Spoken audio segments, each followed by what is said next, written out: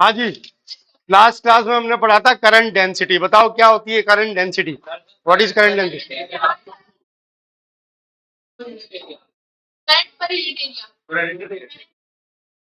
क्या होती है करंट डेंसिटी? क्या होती है? Current flowing through unit area placed perpendicular to current flow. तीनों तुम साथ नहीं, इधर आ जाओ। तू इधर आ जा लोमांशु, ठीक है। हर्षवर्धन यहाँ आ जा, आ जाओ, ठीक है।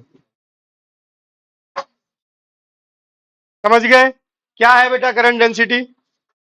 फिर से एक बार चीज लिख रहा हूं, देख करंट डेंसिटी क्या है। कल अपन ने लिखा हुआ था ये, ठीक है। करंट डेंसिटी क्या है बेटा? करंट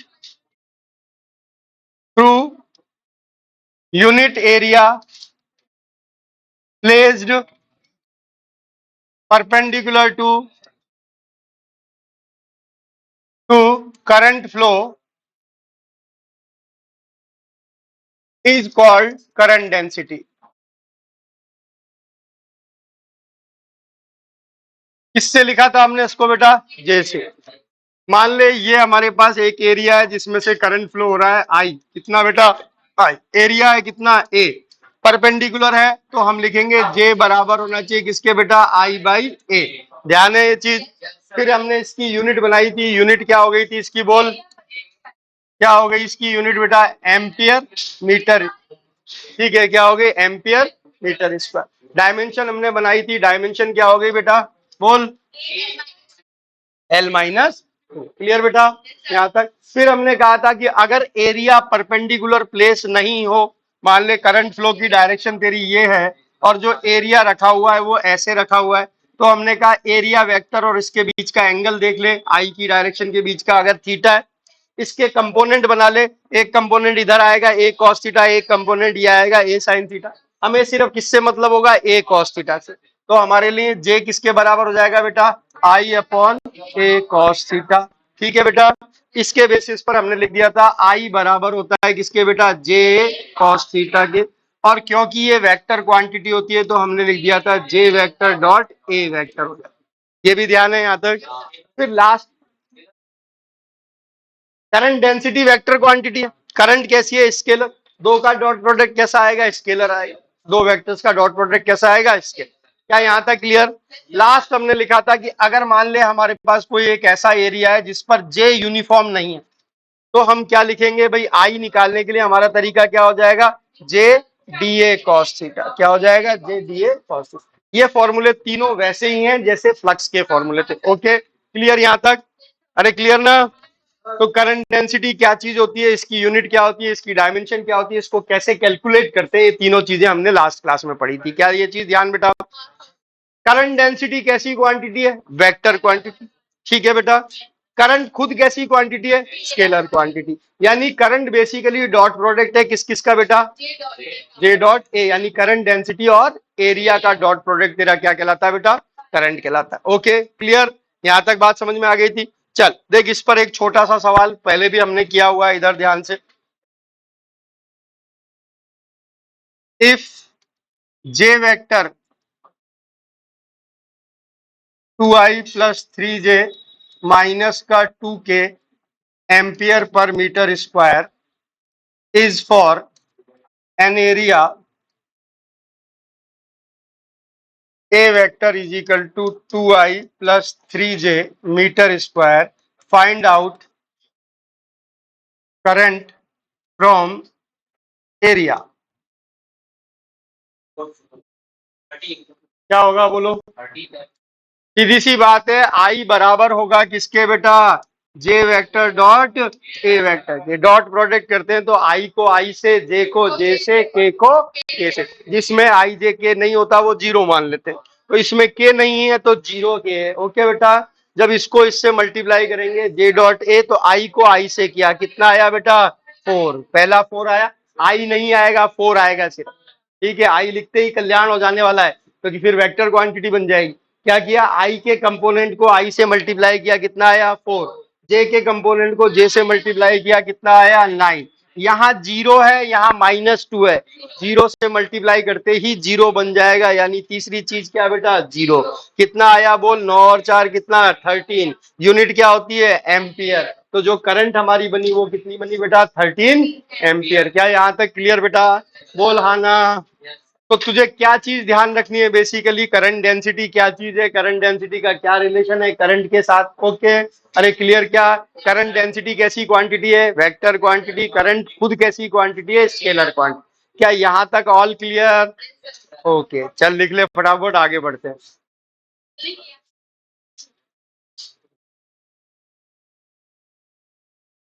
अब देख, हमने एक बहुत इंपॉर्टेंट लॉ पढ़ा था जिसको हमने नाम दिया था ओम्स लॉ। क्या नाम दिया था? कंडक्टर के लिए हमने एक बहुत इंपॉर्टेंट लॉ पढ़ा जो जिसका नाम था क्या बेटा, ओम्स लॉ। बोल क्या था ओम्स लॉ? एक जना बोलो। हाँ बोल, हर्षिता बोल चल। Across its end. ध्यान है, मैथमेटिकली हमने लिखा V is equal to R I, where R is the resistance of conductor. हमने पढ़ा कि रेजिस्टेंस जो है वो किसकी प्रॉपर्टी है, कंडक्टर की, और रेजिस्टिविटी किसकी प्रॉपर्टी है, मटेरियल की। रेजिस्टिविटी क्या है, unit length unit cross section का जो हमने वायर बनाया किसी मटेरियल का, उसका जो रेजिस्टेंस होता है वो क्या होती है, रेजिस्टिविटी। क्या यहां तक क्लियर था सबको ओम्स लॉ? अरे क्लियर? अब देख, ओम्स लॉ का हम प्रूफ समझना चाहते हैं कि ओम्स लॉ बेसिकली आया कहां से। तो प्रूफ ऑफ ओम्स लॉ, हाँ हाँ, प्रूफ ऑफ ओम्स लॉ।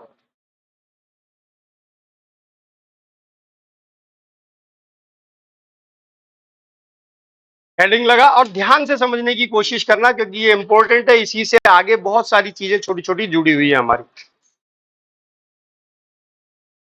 मान ले मेरे पास एक कंडक्टर है, ये मैंने एक कंडक्टर बनाया और इस कंडक्टर को मैंने जोड़ दिया किसी बैटरी से जो कि V वोल्ट की बैटरी है। कितने वोल्ट की बैटरी है बेटा? क्या हुआ होगा, ये एंड पॉजिटिव हो गया होगा, ये एंड क्या हो गया होगा बेटा, नेगेटिव। क्लियर बेटा? क्या एक इलेक्ट्रिकल फील्ड बन गया होगा कंडक्टर के अंदर, किधर से किधर बेटा, पॉजिटिव से नेगेटिव। तो इस कंडक्टर में एक इलेक्ट्रिकल फील्ड सेटअप हो गया which is directed from positive to negative, later से ई है। ठीक है बेटा? ओके, मान लिया इस कंडक्टर की लेंथ कितनी है बेटा, एल है। इस कंडक्टर का क्रॉस सेक्शन एरिया जो है वो कितना है बेटा, ए है।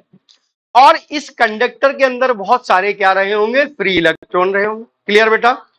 फ्री इलेक्ट्रॉन कितने होंगे, ये किसकी प्रॉपर्टी होनी चाहिए, मटेरियल की। किसकी होनी चाहिए, मटेरियल। कॉपर में अलग होंगे, आयरन में अलग होंगे, या जो है मैग्नीज में अलग होंगे, लेड में अलग होंगे, अलग अलग होंगे, एल्यूमिनियम में अलग होंगे। क्लियर बेटा? अब सोच देख कि अगर मैं यूनिट वॉल्यूम लूं कॉपर का, ठीक है, तो क्या उसमें number of free electron same होने चाहिए? भाई कॉपर का इतना बड़ा पीस है, कॉपर का इतना सा पीस है, दोनों में नंबर ऑफ फ्री इलेक्ट्रॉन अलग अलग होंगे, लेकिन दोनों के यूनिट वॉल्यूम में नंबर ऑफ फ्री इलेक्ट्रॉन क्या होने चाहिए, सेम होने चाहिए। वॉल्यूम बढ़ते ही हमारे इलेक्ट्रॉन्स क्या हो जाते हैं, ज्यादा हो जाते हैं। तो हम एक चीज डिफाइन करते हैं जिसको हम कहते हैं एन, और वो कहलाती है नंबर डेंसिटी। क्या कहलाती है बेटा, नंबर। क्या होता है number density? Number of free electron present in unit volume. किसी भी मटेरियल के लिए नंबर डेंसिटी से क्या मतलब है बेटा, number of free electron present in unit volume. तो एन क्या है, number density. What is the meaning of number density? Number of free electrons in unit volume. जो भी बॉडी आप बात कर रहे हो उसके यूनिट वॉल्यूम में फ्री इलेक्ट्रॉन कितने। तो ये जो हमने लिया इसमें हमने एन मान लिया, इसकी क्या है बेटा, नंबर डेंसिटी। एल हमने इसकी क्या मान रखी है, लेंथ। और ए हमने क्या मान रखा है इसका बेटा, क्रॉस सेक्शन एरिया। क्या यहां तक बात सबको क्लियर बेटा? अब होगा क्या, देख इधर ध्यान से, जो फ्री इलेक्ट्रॉन होंगे वो क्या करेंगे बेटा, इसके अंदर पॉजिटिव एंड की तरफ चलेंगे। ध्यान से सुनना, देख इधर ध्यान से, जितने जैसे ही मैंने ये बैटरी लगाई, क्या होगा, इसके जितने भी फ्री इलेक्ट्रॉन है ये सारे किधर चलेंगे बेटा, पॉजिटिव एंड की तरफ चलेंगे। क्या सीधे सीधे चलते हैं, नहीं, टेढ़े मेढ़े चलते हैं, टकराते टक। एवरेज वेलोसिटी हम क्या मान लेते हैं, ड्रिफ्ट वेलोसिटी। क्या मान लेते हैं, ड्रिफ्ट। ध्यान है, एवरेज वेलोसिटी जब हम इलेक्ट्रॉन को इधर चलता हुआ मानेंगे तो हम किस वेलोसिटी से चलता हुआ मानते हैं? क्या को सारे इलेक्ट्रॉन ड्रिफ्ट वेलोसिटी से चल रहे होते हैं? नहीं, टकरा रहे होते हैं, इधर उधर भाग रहे होते हैं, लेकिन सबका एवरेज जो हम मान लेते हैं वो क्या मान लेते हैं बेटा, ड्रिफ्ट। कैलकुलेट किया हमने, तो ये सारे इलेक्ट्रॉन हमने मान लिए इधर चल रहे हैं, किससे बेटा, वीडी वैल्यू। होगा क्या, जब यहां आ जाएंगे तब क्या होगा बेटा, बैटरी में चले जाएंगे और बैटरी उतने ही इलेक्ट्रॉन इधर से दूसरी तरफ सप्लाई कर देगी। क्या ये चीज क्लियर बेटा? बैटरी का काम यही होता है। कि इधर से उसमें इलेक्ट्रॉन एंटर किए, जो इलेक्ट्रॉन यहाँ आए, यहाँ आने के बाद रुके थोड़ी, यहाँ क्या हुए, वायर में होते हुए किसके पास आ गए, बैटरी के पास। बैटरी ने उतने ही इलेक्ट्रॉन दूसरे एंड पर क्या कर दिया, सप्लाई कर दिया। तो हम ये कह सकते हैं ये एक इलेक्ट्रॉन अगर हम माने तो ये इधर से बैटरी में एंटर करता है, और इधर से एक इलेक्ट्रॉन क्या कर जाता है, इसमें मटेरियल में एंटर कर जाता है। तो ये हमारा एक करंट का सेटअप बन गया कि करंट लगातार क्या कर रही है, ऐसे फ्लो कर रही है। ये इलेक्ट्रॉन का फ्लो है। तो बोल करंट का फ्लो कैसे मानेंगे, अपोजिट। क्या ये चीज क्लियर बेटा, इलेक्ट्रॉन के फ्लो के अपोजिट डायरेक्शन में हम क्या मानते हैं, पॉजिटिव चार्ज का फ्लो मानते हैं, वो हमारी करंट की डायरेक्शन होती है। कल हम इस पर डिस्कस कर चुके हैं, ठीक है बेटा। तो ये सारे इलेक्ट्रॉन एक तरीके से यहां जा रहे हैं। तो कुछ समय बाद हम ऐसा मान सकते हैं कि यहां से कुछ इलेक्ट्रॉन यहां जाते हैं, बैटरी में चले जाते हैं, फिर ये इधर से ऐसे एक ऐसा चलता है, ठीक है बेटा। यानी इलेक्ट्रॉन यहां से यहां जा रहे हैं, कितना पाथ ट्रेवल कर रहा है बेटा, ठीक है। अब सबसे पहले हम कैलकुलेट करते हैं कि हमारे पास फ्री इलेक्ट्रॉन है कितने, फ्री इलेक्ट्रॉन कितने, यूनिट वॉल्यूम में कितने हैं बेटा, एन। तो इस पूरे कंडक्टर में कितने होने चाहिए, एन इंटू वॉल्यूम होने चाहिए।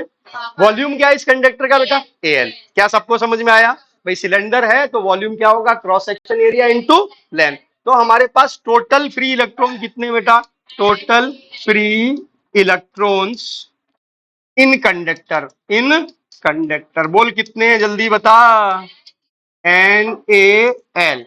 क्या ये सबको बात समझ में आ गई, एन नंबर डेंसिटी है, ए एल वॉल्यूम है, यूनिट वॉल्यूम में एन है, तो ए एल वॉल्यूम में एन ए एल होंगे। क्लियर बेटा। अब बोल चार्ज कितना होगा, ये तो नंबर ऑफ इलेक्ट्रॉन है, ई से मल्टीप्लाई कर दो, क्योंकि हर इलेक्ट्रॉन पर चार्ज कितना होता है, ई। तो टोटल फ्री चार्ज जो मेरे सर्किट में रोटेट कर रहा है वो कितना होना चाहिए, बोल क्या होना चाहिए, टोटल चार्ज जो फ्लो कर रहा है वो कितना है बेटा, बोल total charge flowing is equal to N A L into E. क्या ये बात समझ में आ गई, क्या एन ई तो यूनिट वॉल्यूम हुई ना बेटा। इसमें कितने हैं तेरे पास इलेक्ट्रॉन, तूने ही बताया एन ए एल है, तो टोटल चार्ज इसमें कितना चल रहा है बेटा, है क्लियर। अरे बोल कोई कंफ्यूजन नहीं ना। अब सोच, ये जो चार्ज है तेरा, ये यहां से यहां पहुंचता है, यहां से यहां पहुंचता है किस वेलोसिटी से, कितनी डिस्टेंस ट्रेवल करता है, एल। तो इसको यहां से यहां जाने में टाइम कितना लगेगा, ये निकाल सकता हूं क्या, कितना लगेगा बेटा, डिस्टेंस अपॉन वेलोसिटी, ये टाइम हो जाता है, हो जाता है। तो इस चार्ज को यहां से यहां जाने में कितना टाइम लगा, बोल कितना टाइम लगा, डिस्टेंस कितनी है, एल, वेलोसिटी कितनी है, वी डी। तो कितना टाइम लगा यहां से यहां जाने में, ओके क्लियर, ठीक है। टाइम टेकन, यहां देख, time taken by this charge to move from one end to another। बोल क्या होना चाहिए जल्दी बता, एल बाई वी डी। क्या ये बात भी सबको समझ में आ गई कि चार्ज यहां से यहां जा रहा है, कितनी डिस्टेंस चल रहा है बेटा, एन, वेलोसिटी क्या है उसकी, वीडी, तो टाइम कितना लगना चाहिए, एल बाई वी डी। क्या यहां तक क्लियर। अब देख अगली चीज, ये तेरा चार्ज है, अमाउंट ऑफ चार्ज इतने टाइम में फ्लो होता है, तो बोल एवरेज करंट क्या होगी तेरी, चार्ज अपॉन टाइम। क्या होगी तेरी, चार्ज अपॉन टाइम होगी क्या, अरे हाना बोल, चल तो ये लिख दे, हट जाएगा।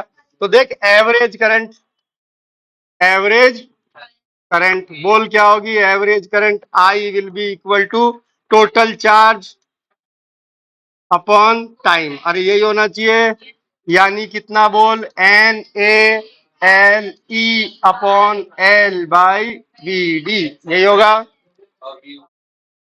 ठीक है। क्या चीज कट गई, एल से एल, राइटिंग वाइटिंग समझ लेना, एल और ई कई बार एक जैसा लगता है, ठीक है। क्या आ गया बोल, I is equal to N A E V D, आ गया क्या। ये तेरा पहला इंपॉर्टेंट रिलेशन है जो कि करंट और ड्रिफ्ट वेलोसिटी का रिलेशन है, किसका बेटा, करंट एंड, ये क्या है, relation of current and drift velocity. कई बार तेरे को सिर्फ यहीं तक का पूछेगा, establish a relation between current and drift velocity. क्या होगा, I is equal to N A E V D, okay. तो इसमें बेसिकली हम तीन चीज कवर करने वाले हैं। देख, पहला हमने देखा करंट और ड्रिफ्ट वेलोसिटी का क्या रिलेशन आता है। इनमें चीजें ध्यान रखना है। एन क्या है, छोटा एन क्या मतलब होता है नंबर डेंसिटी का। ए क्या है, ई क्या है, और वीडी क्या है, ड्रिफ्ट वेलोसिटी।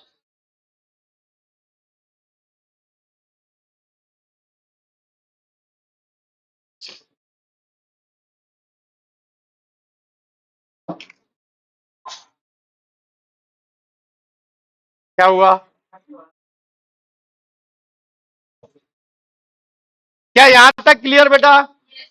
अब बोल वीडी को हमने क्या लिखा था, माइनस म्यू ई वेक्टर। क्या लिखा था, minus mu E. Minus basically direction को बता रहा था। ठीक है, अगर हम पॉजिटिव चार्ज मान लें, हाइपोथेटिकल कि इलेक्ट्रॉन इधर फ्लो कर रहा है और हम मान लें पॉजिटिव चार्ज, तो वीडी बराबर होना चाहिए म्यू ई। अरे होना चाहिए, अरे बोल। तो वीडी को हम क्या लिख सकते हैं, बोल म्यू ई। लेकिन उससे पहले एक काम और कर लेते हैं, देख इधर ध्यान से। अगर हम इसको ऐसे लिख ले, आई बाई ए बराबर हो गया किसके बेटा, N E V D. I by A को क्या लिख सकता है, तो करंट डेंसिटी। अभी पढ़ा यार, अभी 10 मिनट भी नहीं हुए, क्या पढ़ा, आई बाई ए क्या होता है, करंट। किससे लिखते हैं, जे से। तो जे किसके बराबर हो गया, बोल, एन ई वी डी। ये तेरा दूसरा रिलेशन है, जो कि किस किस के बीच में, relation between current density and drift velocity, and drift velocity. क्या ये बात समझ में आ गई, बोल। तो ये दो अलग चीजें हैं। कई बार तेरे से सिर्फ यहीं तक का पूछेगा कि ड्रिफ्ट वेलोसिटी और इनके बीच का रिलेशन बना दो, करंट और करंट डेंसिटी का, तुझे यहीं तक करना। अब आगे हम चलेंगे, हम इसको ओम्स लॉ से रिलेट करेंगे।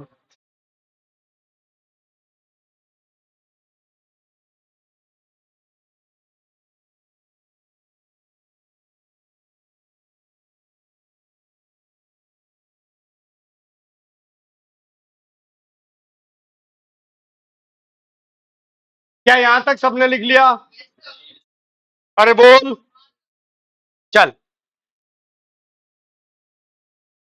हाँ बिल्कुल।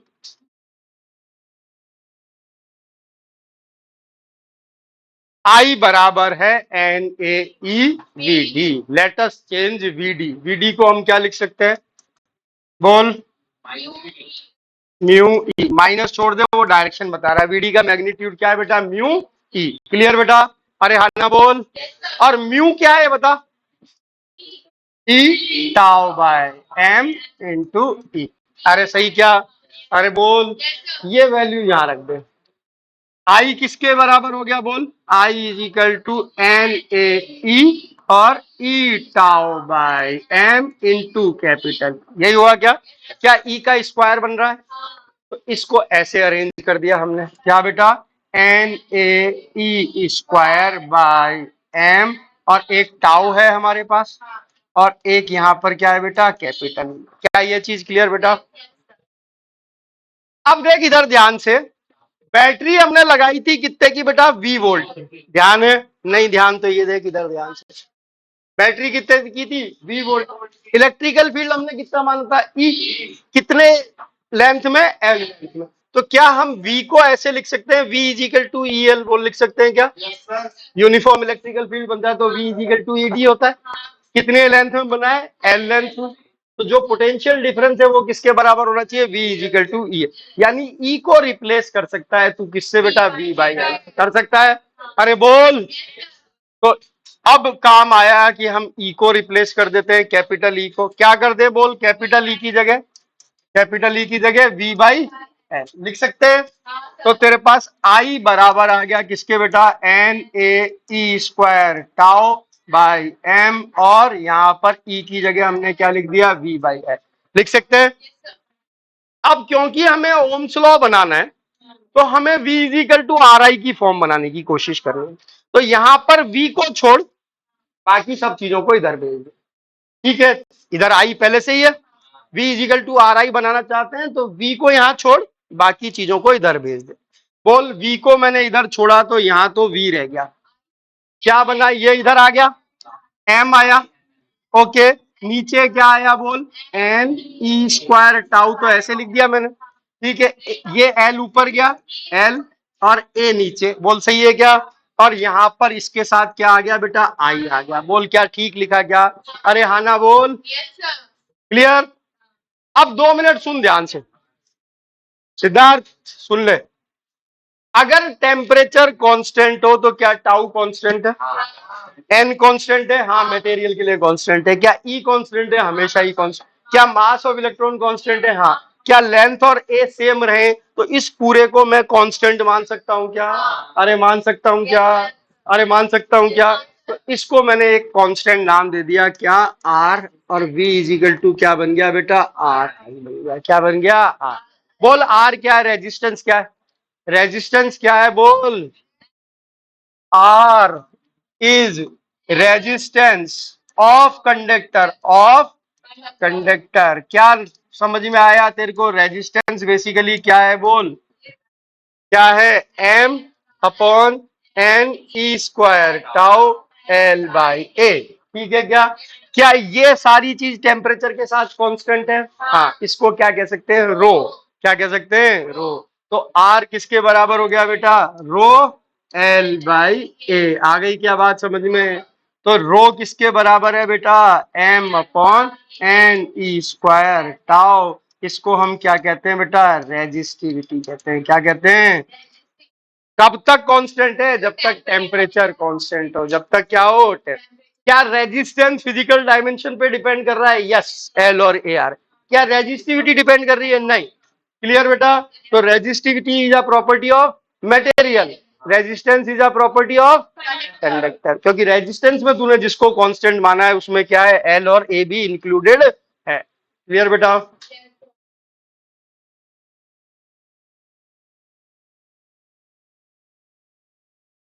क्या रेजिस्टेंस और रेजिस्टिविटी दोनों टेम्परेचर पर डिपेंड करेंगे, यस,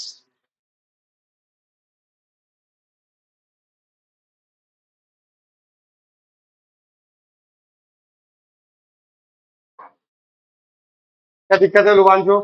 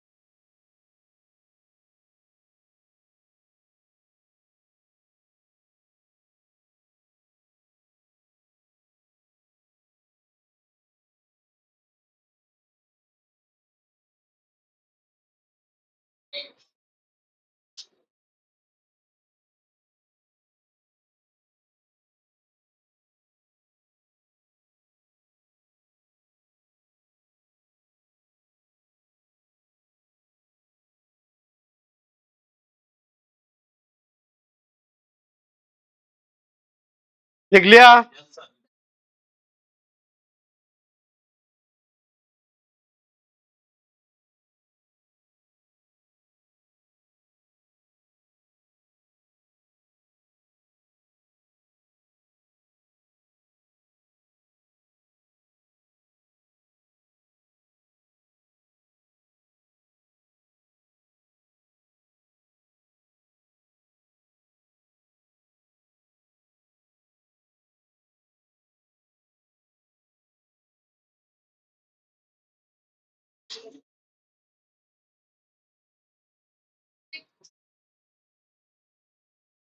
संडे को, अगले संडे को, अभी तो कल दिया है उससे मन नहीं भरा, अभी इंतजार करो, बता देंगे, अभी संडे बहुत दूर है, ठीक है, तो बस रख लेंगे कैसे, हाँ यहाँ तक समझ में आ गया बेटा, अरे हाँ ना बोल, अब देख इधर ध्यान से, एक और बहुत पॉपुलर क्वेश्चन है जिसको हम कहते हैं microscopic form of Ohm's law, microscopic form of Ohm's law. ध्यान से सुनना, बोर्ड में बहुत बार पूछा गया है, इंपॉर्टेंट चीज है। ओके,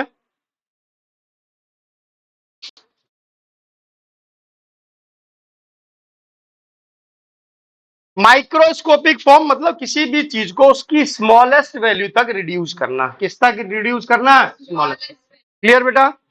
ओम्स लॉ तू जानता है क्या होता है? Ohm's law mathematically V is equal to R I होता है बेटा। ध्यान से सुन। हाँ,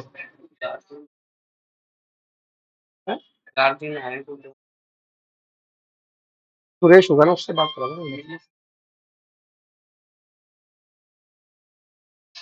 हाँ, एडमिशन का था, नीट की तैयारी कर रही है। अच्छा, मतलब कहीं कर रही है ऑलरेडी? नीट की तैयारी कर रही है। कहाँ से कर रही है? आकाश से। तो क्या डमी लेना चाहते हो?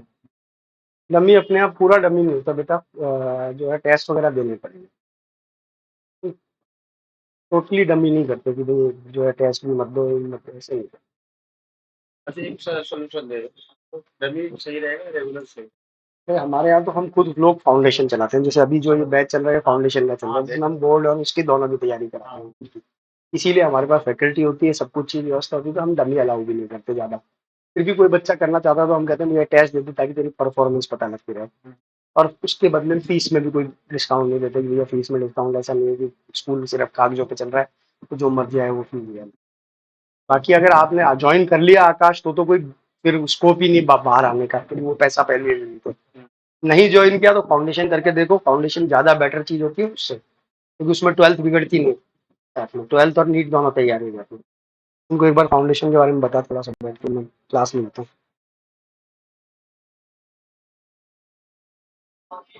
हाँ जी, माइक्रोस्कोपिक फॉर्म क्या होती है बेटा? किसी भी चीज को अपनी छोटी फॉर्म में रिड्यूस करना। तो ओम्स लॉ में तीन चीज आ रही है तेरे पास, V, R और I।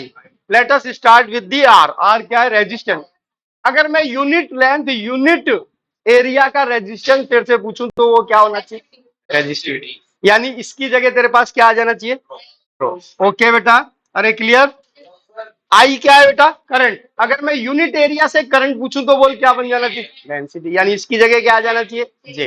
अरे आ जाना चाहिए क्या? तो ये जे हो गया। ठीक है बेटा, अब सुन, वी क्या है? Potential difference. अगर मैं यूनिट लेंथ पर पोटेंशियल डिफरेंस पूछूं तो वो क्या होता है? पकड़ के मारूंगा, V इजिकल टू ईडी होता है। डी की जगह 1 कर देगा तो V बराबर क्या हो जाएगा? ई। यूनिट लेंथ पर पोटेंशियल डिफरेंस क्या होता है? Electrical field. क्या होता है? यानी इसकी जगह क्या आ जाना चाहिए? ई। अरे आना चाहिए। तो ये तेरी बेसिकली मैक्रोस्कोपिक फॉर्म होनी चाहिए। अब याद रख, रो को हमने उल्टा भी लिखा था। क्या लिखा था रो का उल्टा?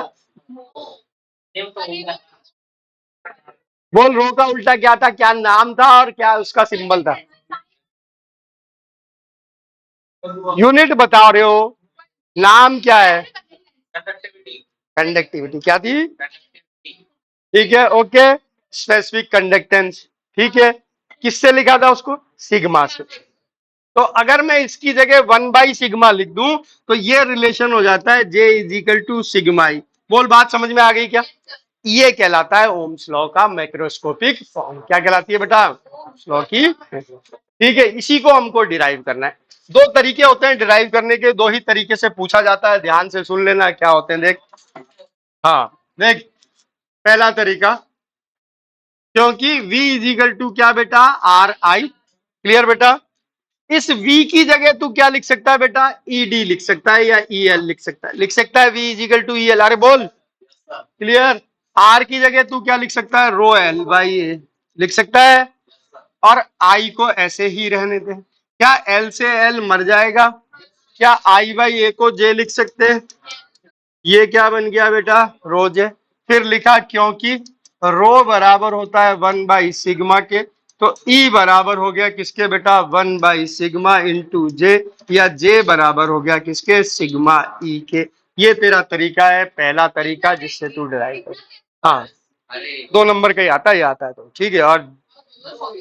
और इस पे क्वेश्चन आते हैं नीट वगैरह में। ठीक है, अरे क्लियर क्या?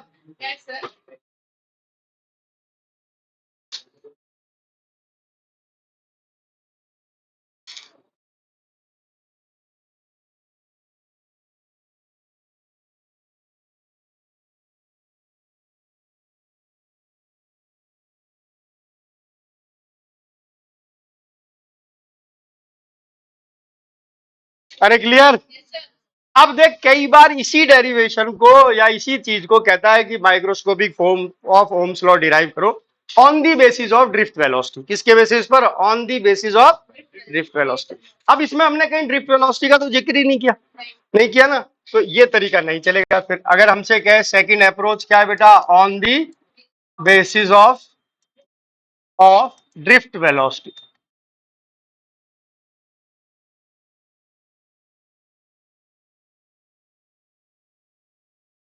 वो हमारा दूसरा तरीका होगा।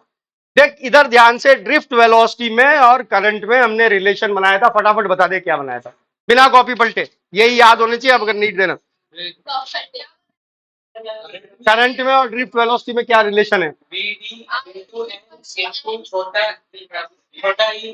I is equal to N A E V D, यही है, I is equal to N A E V D. Okay clear बेटा? अरे क्लियर। और V D is equal to क्या है बोल? म्यू ई या E tau by M into E. Okay तो बोल आई इज इक्वल टू क्या हो गया? M A E E tau by M into E. Okay A को इधर लिया तो I by A is equal to क्या बन गया? N E square tau by M into E. बोलिए बन गया क्या? क्लियर। आई बाई ए को क्या लिख सकता है? ये। और M upon N square tau जो था वो क्या था तेरा? रो था। तो N square tau by M क्या होना चाहिए तेरा? सिग्मा होना चाहिए। क्या होना चाहिए? सिग्मा। क्लियर बेटा? अरे हना बोल। क्योंकि आई बाई ए तो हमारा क्या है? जे है। और साथ ही N E square tau by M हमारा क्या है बेटा? सिग्मा है। अरे क्लियर। क्योंकि M upon N E square tau हमारा क्या था? रो। तो N E square tau upon M क्या हो जाना चाहिए? सिग्मा। तो बन गया क्या रिलेशन? ये बन गया जे, ये बन गया सिग्मा, ये बन गया E. J is equal to sigma E. Okay ये है on the basis of drift velocity. चार ही लाइन इसमें, चार ही लाइन इसमें, लेकिन अगर ड्रिफ्ट वेलोसिटी से कहे तो ऐसे करना है।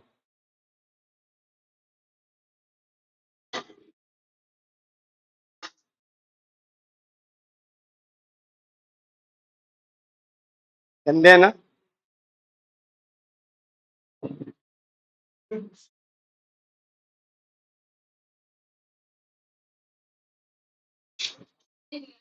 लिख लिया?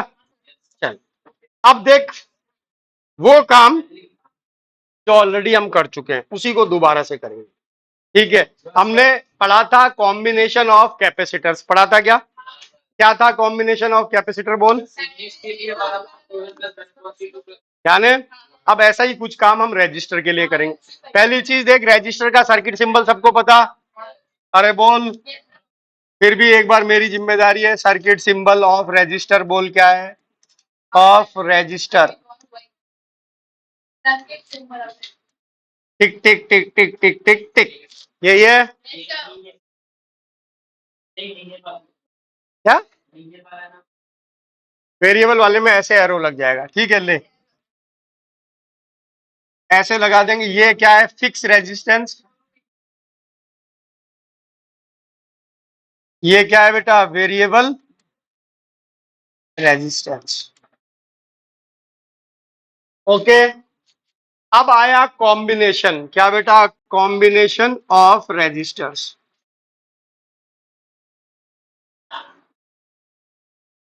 ये तेरे लिए अब यहां से जो है न्यूमेरिकल जो आएंगे मोस्ट इसी पॉइंट पर आते हैं।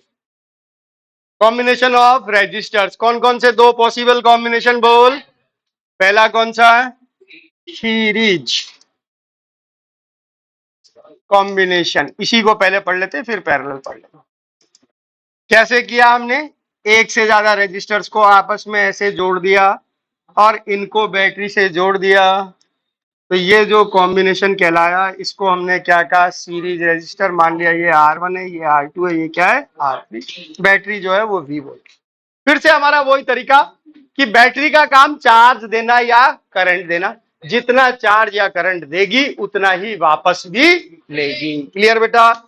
कैपेसिटर के सर्किट्स में हम उससे चार्ज निकालते हैं, रेजिस्टर के सर्किट में हम उससे करंट निकालते हैं। तो मान लिया बैटरी से यहां पर कितना करंट माना हमने, आई, कितना माना, तो इधर से वापस कितना आएगा, आई। क्लियर? जितना करंट देती है उतना ही करंट वापस देती है, वरना बैटरी डिस्चार्ज हो जाती है और आइडियल बैटरी को डिस्चार्ज नहीं माना जाता। क्लियर?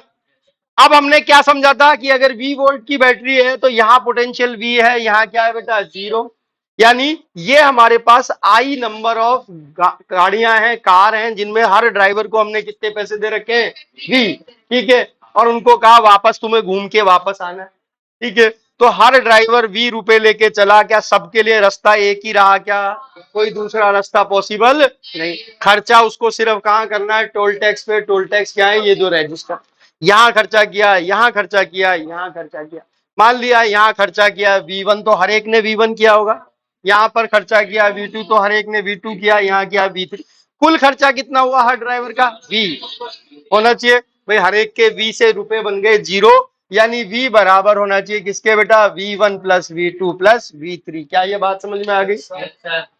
सारी गाड़ियां इससे क्रॉस हुई, यानी यहां पर भी आई, यहां पर भी आई और यहां पर भी आई। क्लियर बेटा? यानी करंट तीनों में क्या रही, सेम रही। इस पर ओम्स लॉ लगाया, क्या बना बोल, इस पर ओम्स लॉ लगाया तो V1 बराबर होना चाहिए किसके, IR1 के। क्लियर? क्या इस पर ओम्स लॉ लगाया तो V2 बराबर होना चाहिए आई, इस पर ओम्स लॉ लगाया तो V3 बराबर होना चाहिए IR3 के। ओके क्या? अरे हाँ ना बोल, क्या ये चीज क्लियर? अब हमने कहा अगर इनका एक इक्विवेलेंट सर्किट बना दें, यानी तीनों की जगह एक लगा दें किसी दिन, तो ये हमने एक इसका इक्विवेलेंट सर्किट लगा दिया। मान लिया R इसका रेजिस्टेंस है, ये है, तो बैटरी अभी भी हमारी V वोल्ट की है, आई करंट दे रही होगी, आई यहाँ पर आई करंट ऐसे गया, यानी इसमें पूरा खर्चा V अब इसी पर हो जाना चाहिए। अरे हो जाना चाहिए, और तो कोई टोल टैक्स ही नहीं। तो फॉर इक्विवेलेंट सर्किट क्या हो जाना चाहिए बोल, for equivalent circuit P is equal to I R. बात समझ में आ गई क्या? अब ये सारी वैल्यू किस में रख देते हैं, फर्स्ट में रख देते हैं। किस किस की, V की, V1 की, V2 की और V3। तो क्या हो गया, आई आर बराबर हो गया IR1 plus IR2 plus IR3। क्या कैंसिल हो गया, आई कैंसिल हो, R इज इक्वल टू क्या आ गया, R1 plus R2 plus R3। क्या ये बात समझ में आ गई क्या? तो सीरीज में, सीरीज में रेजिस्टेंस आपस में जुड़ जाएगा। Okay clear? क्या ये ऐसा कैपेसिटर में भी हो रहा था क्या, नहीं, कैपेसिटर। ठीक है, okay.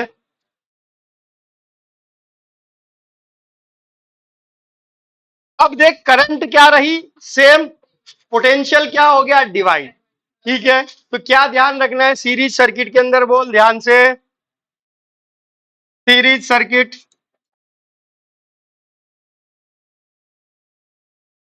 Current remains same, current remains same. Second, potential क्या हो गया, डिवाइड हो गया। कितना डिवाइड हुआ बोल, पोटेंशियल किस रेशो में डिवाइड हुआ, V1 V2 V3 का अगर तू रेशो निकालेगा तो क्या आएगा, R1 R2 R3 is equal to R1 R2 R3। यानी पोटेंशियल किस रेशो में डिवाइड होगा हमेशा, रेजिस्टेंस के रेशो में। किसके रेशो में, किस पर सबसे ज्यादा पोटेंशियल ड्रॉप होगा, जिसका रेजिस्टेंस सबसे ज्यादा है। क्लियर बेटा? Potential divide in ratio of resistance.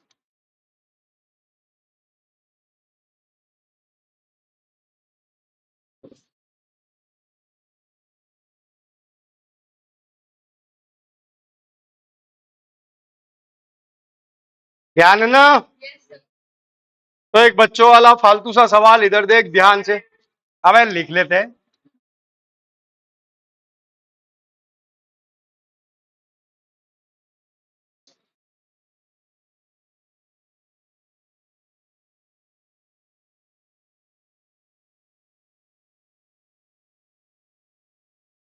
बता फटाफट, पोटेंशियल ड्रॉप क्या होंगे, पोटेंशियल ड्रॉप क्या होंगे तीनों रेजिस्टेंस पर, पोटेंशियल ड्रॉप्स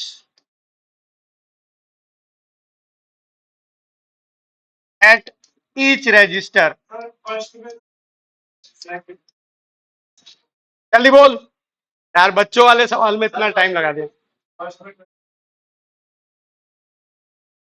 फर्स्ट पर कितना? हाँ हाँ, 8 और 12। ठीक है, समझ गए। टोटल तो 24 आना चाहिए। क्या किया? इक्विवेलेंट रेजिस्टेंस देख ले, क्या है तेरा? 12 है। करंट कितनी देरी होगी बैटरी बेटा? आई हमेशा क्या होता है बेटा? बैटरी की वोल्टेज अपॉन इक्विवेलेंट रेजिस्टेंस। तो 12 है इक्विवेलेंट रेजिस्टेंस, यानी 2 एम्पियर की करंट दे रही। आ गई बात समझ में? बैटरी की करंट हमेशा क्या होती है बेटा? V upon R equivalent. क्या होती है? V upon R equivalent. कितना आया? 4 6 10, 10 और 2 12। V कितना है तेरा? 24। तो 24/12 यानी कितना आया? 2 एम्पियर। बैटरी कितनी करंट दे रही है? 2 एम्पियर। तो इसमें से 2 एम्पियर, यानी इसमें भी गई 2 एम्पियर, इसमें भी गई 2 एम्पियर और इसमें भी गई 2 एम्पियर। किसी भी रेजिस्टर पर ओम्स लॉ के रिलेशन से हम दो चीज पता हो तो तीसरी पता कर सकते हैं। तो यहाँ हमको क्या पता है? रेजिस्टेंस पता है, करंट पता है, तो हम पोटेंशियल पता कर सकते हैं। IR हो जाए तो बोल कितना हो गया? 2 दूनी 4। तो V1 पहले पर ड्रॉप कितना हो गया? 4 वोल्ट का। अरे सही क्या? दूसरे वाले में ड्रॉप कितने का हो गया? 8 वोल्ट का। ओके क्या? तीसरे वाले में ड्रॉप कितना हो गया? बोल 12 वोल्ट का। अरे सही क्या? इसी काम को हम ऐसे भी कर सकते थे। देख इधर ध्यान से, पोटेंशियल हमेशा डिवाइड होता है रेजिस्टेंस के रेशो में। टोटल पोटेंशियल तेरा कितना है? 24। 24 को डिवाइड करना है किस रेशो में? 2:4:6 के रेशो में। किसमें? 2:4:6 के रेशो में, यानी 1:3 के रेशो में। अरे सही क्या? तो पहले वाले का ये फर्स्ट है, ये सेकंड है, ये थर्ड है। पहले वाले का शेयर कैसे होगा? 10th क्लास में निकालते थे। इसका शेयर निकालने के लिए ये अपॉन नीचे तीनों का जोड़, बोल कितना? 1 अपॉन नीचे कितना? 6 into total value. Total value जिसको डिवाइड करना है, किसको डिवाइड करना है हमको? 24 को। ओके, तो पहले वाले का शेयर कितना आया? बोल 4। ओके, दूसरे वाले का शेयर इसका रेशो अपॉन नीचे टोटल इंटू 24। ओके, तीसरे वाले में 3/6 इंटू 24। ये कितना बना? बोल 8 वोल्ट। ये कितना बना? अरे बोल 12 वोल्ट। ओके, इन तीनों का टोटल 24 था। अरे यार, रेशो 2:4:6 होता है तो 2 से डिवाइड कर दे, पूरे को छोटा कर दे रेशो को। ठीक, 10वीं क्लास में पढ़े नहीं हो? राम श्याम और सुरेश ने एक व्यापार किया, ठीक है, उसमें लाभ हुआ कितने का? 5,000 रुपए का। They may earn a profit of 5,000 rupees, divide the profit. पढ़ा था? कट गया। अब तो ये बढ़िया है कि कोई भी चीज भी तो कट गई थी। ठीक है। नाम क्या है तुम्हारा? कट गया था फॉर्म में, वो कॉलम ही नहीं था जिसमें नाम लिखते थे, इसलिए हमको हमारा नाम ध्यान नहीं है।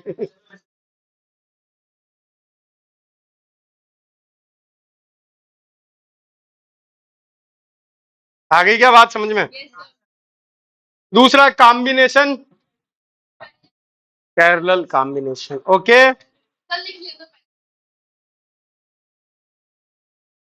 नहीं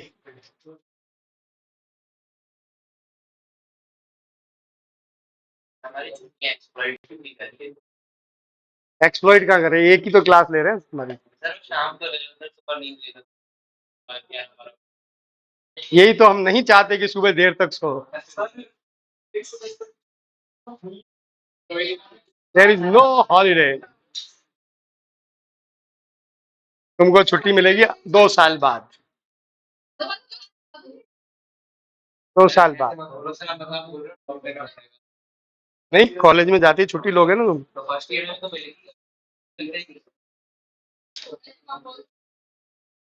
क्लियर?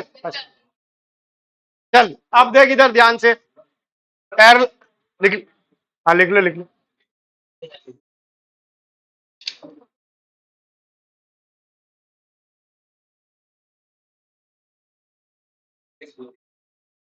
समर ब्रेक तो आती है जनरली। समर ब्रेक में फिर वो ट्रेनिंग व्रेनिंग आती है इंजीनियरिंग में तो। और मेडिकल में बेसिकली टर्म ब्रेक होता है, तो 20 25 30 दिन का होता है।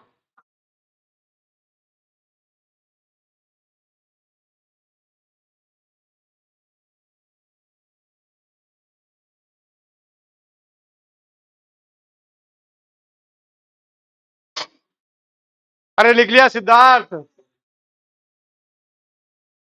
Second combination parallel combination.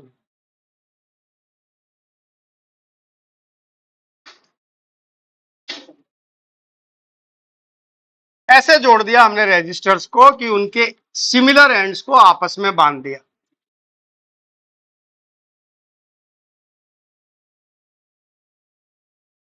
और इनको जोड़ दिया बैटरी से।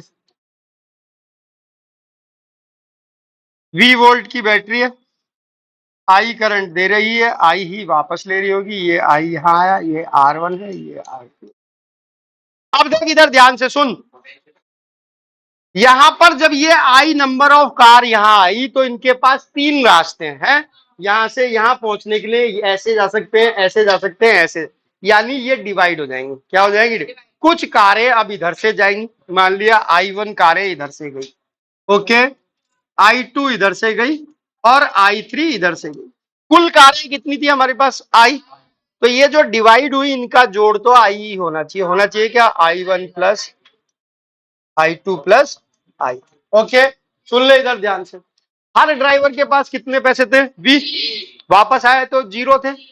ये जो ऐसे गया उसने सारे पैसे टोल टैक्स पे खर्च किए होंगे, यानी यहां पर ड्रॉप कितने का हुआ होगा? V का।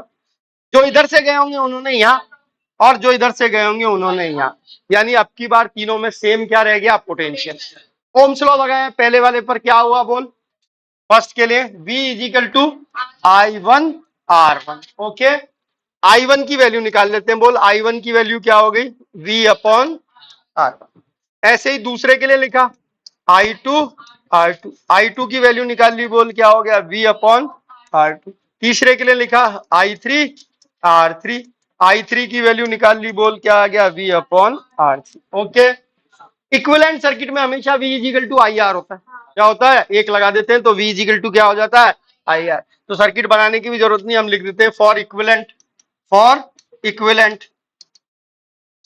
क्या होना चाहिए? बोल V is equal to IR, यानी I की वैल्यू क्या होनी चाहिए बेटा? V by R। ये सारी वैल्यूज फर्स्ट में रख दे अब की बार। किसकी बेटा? I, I1, I2, I3। Okay, बोल क्या बन जाएगा? जल्दी बोल। V अपॉन R is equal to V upon R1 plus V upon R2 plus V upon R3। क्या चीज कैंसिल हो जाएगी? V।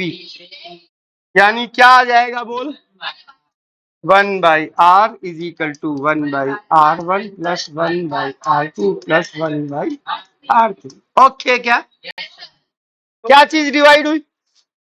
करंट। क्या सेम रहा? पोटेंशियल। तो जो पैरेलल सर्किट है उसकी इंपॉर्टेंस क्या है? पैरेलल सर्किट देख क्या है बेटा? क्या हुआ? पहला potential same, second current divides, current divides. कितना डिवाइड हुआ? किस रेशो में डिवाइड हुआ? अगर I1 I2 I3 का रेशो निकालें तो बोल क्या है बेटा? 1/R1 1/R2 1/R3। ओके, क्या यानी इनवर्स रेशो ऑफ रेजिस्टेंस, सबसे ज्यादा करंट उसमें जिसका रेजिस्टेंस सबसे कम। ओके, किसमें डिवाइड हुआ? Inverse ratio of resistance.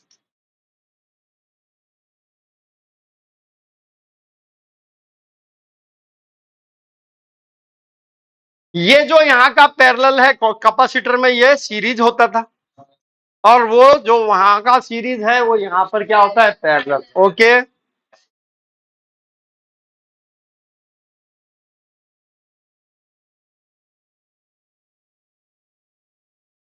दोनों बिल्कुल सेम सेम है। देख तेरे को ध्यान बस यही रखना है कि वहां का सीरीज यहाँ पैरेलल है और यहाँ सीरीज यहाँ वो है। ओके, दूसरा उसके लिए अमर रिलेशन है Q इजिकल टू CV, इसके लिए V इजिकल टू R।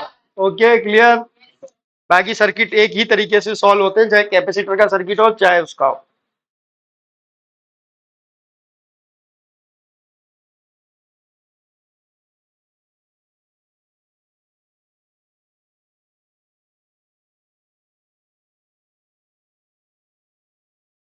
समझ गए? अब इसमें भी वही काम हमने कहा कि मान ले हमारे पास जो है दो हो पैरेलल में, एक है R1 एक है R2, तो इनका इक्विवेलेंट डायरेक्ट लिखते हैं तो हम कैसे लिख देते हैं? ऊपर मल्टीप्लीकेशन, नीचे एडिशन। ध्यान है? ठीक है, ये हमने कैपेसिटर में सीरीज के लिए यूज किया था कि अगर दो का करो तो कैसे कर लो, ऊपर मल्टीप्लीकेशन नीचे एडिशन। क्लियर? अगली चीज हमने क्या सीखी थी, 4, कि अगर एक जैसे लग रहे हो, मान ले ये आर है, ये भी आर है, ये भी आर है, और ये ऐसे एन टाइम्स लग रहे हैं। कितने लग रहे हैं बेटा? एन। तो आर इक्विवेलेंट कितना हो जाएगा बेटा? R by N. Number resistor को नंबर ऑफ रजिस्टर से डिवाइड कर दो। ठीक है बेटा? सीरीज में हमेशा रेजिस्टेंस बढ़ेगा, पैरेलल में हमेशा रेजिस्टेंस घटेगा। सीरीज में जो सबसे मोटा होगा उससे भी ज्यादा आएगा, और पैरेलल में जो सबसे छोटा होगा उससे भी कम आएगा। Okay, clear?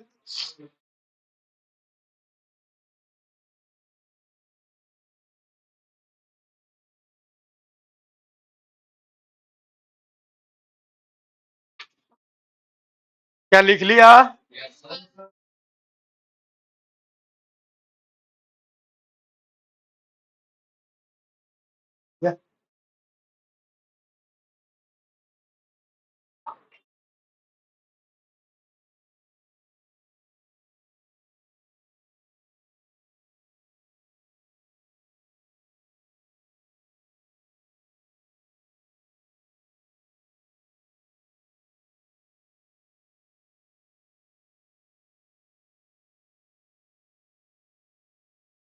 लिख लिया? सो गए?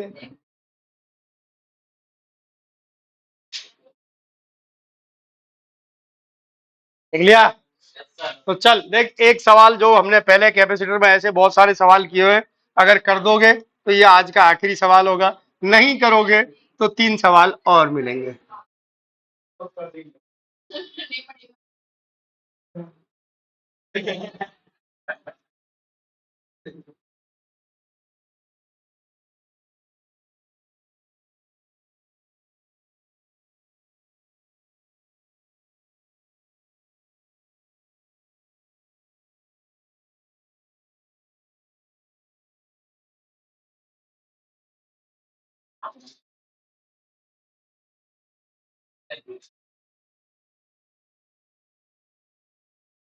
ये 1 नंबर है,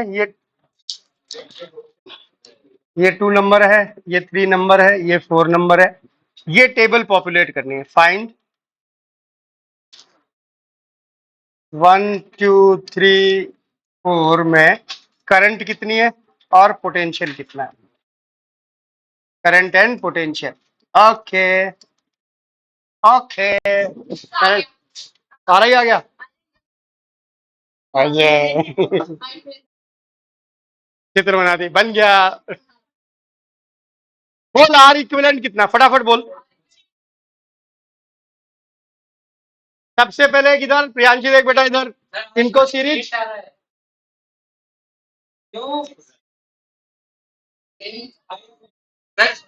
वो दोनों को ऐड कर देंगे। 4 और 2 6, 6 और 3, 6 और 3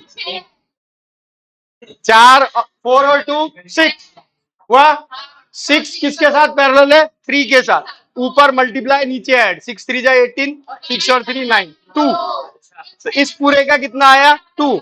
2 सीरीज में किसके साथ? 4 के साथ। कितना? 6। आ गई बात समझ में? अरे आना बोल। सबसे पहले हमने इसको सीरीज सॉल्व किया, इसका सीरीज कितना आया? 6। कितना आया? 6। 6 को 3 के साथ पैरेलल लिया, 6 3 और 6 प्लस 3, अरे सही क्या? यानी 18/9, यानी कितना बेटा? 2। इस पूरे की जगह 2 लिया, और 2 और 4 सीरीज में आए 6। क्लियर बेटा? तो सबसे पहला तरीका हमारा, इक्विवेलेंट निकाल लो रेजिस्टेंस, और उससे करंट पता कर लो बैटरी की। बोल करंट कितनी बैटरी की, जल्दी बता। करंट हमेशा बैटरी की क्या होती है बेटा? I is equal to V upon R equivalent. R equivalent हमारा आया था 2 ओम, V हमको दे रखा है 24, ओ सॉरी ये 6 आया था ना, तो 6 यानी 4 एम्पियर। ओके, तो बैटरी की करंट कितनी है? 4। तो ये गई 4 एम्पियर। क्या इसमें 4 एम्पियर ही गई होगी? क्लियर? अगर इसकी करंट पता लग गई, इसका रेजिस्टेंस पता है, तो इसका ड्रॉप पता लग गया। कितना ड्रॉप? 16। कितने का? 16। 4 इंटू 4, यानी यहां पर जो ड्रॉप हुआ वो कितने का हुआ बेटा? 16 वोल्ट का। कितने का? अरे सही क्या? अब देख टोटल तेरे पास कितने पैसे थे, 24, 16 यही खर्च कर दिए तूने। अब बचे कितने, 8। तो चाहे ऊपर के रास्ते से जा चाहे नीचे से जा, 8 खर्च होंगे।